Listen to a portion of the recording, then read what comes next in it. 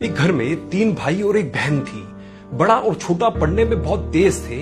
उनके माँ बाप उन चारों से बेहद प्यार करते थे, मगर मझले बेटे से थोड़ा परेशान से थे।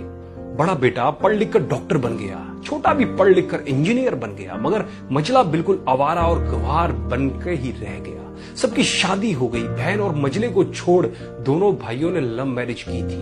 बहन की शादी भी अच्छे घराने में हुई थी। आखिर भाई सब डॉक्टर इंजीनियर जो थे, अब मझले को कोई लड़की नहीं मिल रही थी। बाप भी परेशान, माँ भी परेशान। बहन जब भी मायके से आती तो सबसे पहले अपने छोटे भाई और बड़े भैया से मिलती, मगर मझले से कम ही मिला करती थी, क्योंकि वह ना तो कुछ दे सकता था और ना ही वह जल्दी घर पे मिलता था।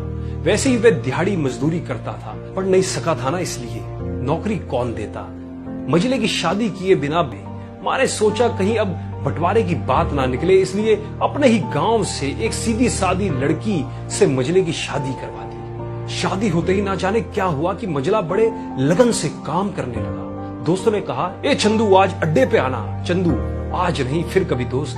अरे तू शादी के बाद तो जैसे बीवी का गुलाम ही हो गया है। चंदू बोला, अरे ऐसी बात नहीं, कल मैं अकेला एक पेट था तो अपने रोटी के हिस्से कमा लेता था, अब 2 पेट है, आजकल और होगा। घर वाले नलायक कहते थे पर चलता था, मगर मेरी पत्नी मुझे कभी नलायक कहे तो मेरी मर्दानगी पर एक भद्दी गाली है, क्योंकि एक पत्नी के लिए उसका पति उसका घमंड, इज्जत और उम्मीद होता है। उसके घर वालों ने भी तो मुझ पर भरोसा करके ही अपनी बेटी दी होगी, फिर उनका भरोसा कैसे तोड़ सकता हूँ। इधर घर पे बड़ा और छोटा भाई और उनकी पत्नियां मिलकर आपस में फैसला करते हैं कि जायदाद का बंटवारा हो जाए, क्योंकि हम दोनों लाखों कमाते हैं मगर मझला ना के बराबर कमाता है। ऐसा नहीं होगा। माँ के लाख मना करने पर भी बंटवारे की तारीख तय होती है। बहन भी आ जाती है, मगर चंदू है कि काम पे निकलने के लिए बाहर आता है।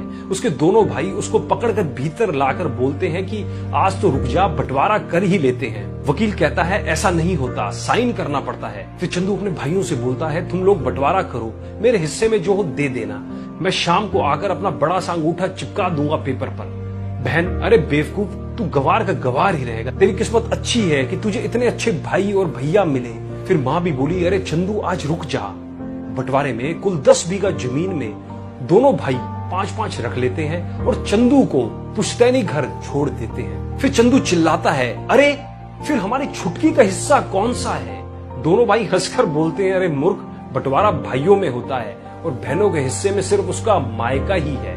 फिर चंदू बोलता है, ओह शायद पढ़ा लिखा ना होना भी मूर्खता ही है। ठीक है, आप दोनों ऐसा करो, मेरे हिस्से की वसीयत मेरी बहन छुटकी के नाम कर दो। दोनों भाई चकित होकर बोलते हैं, और तू? चंदू माँ की ओर देख के मुस्कुरा कर बोलता है, मेरे हिस्से में माँ है ना। फिर अपनी बीवी की ओर देखकर बोलता है मुस्कुरा के, क्यों चंदूनी जी, क्या मैंने गलत कहा?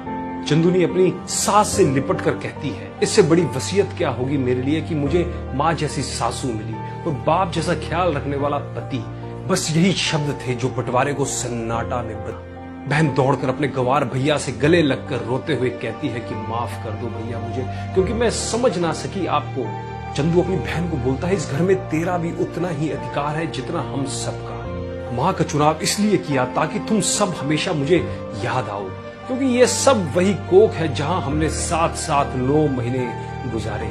माँ के साथ तुम्हारी यादों को भी मैं रख रहा हूँ। दोनों भाई दौड़कर मजले से गले मिलकर रोते रोते कहते हैं, आज तो तू सचमुच का बाबा लग रहा है।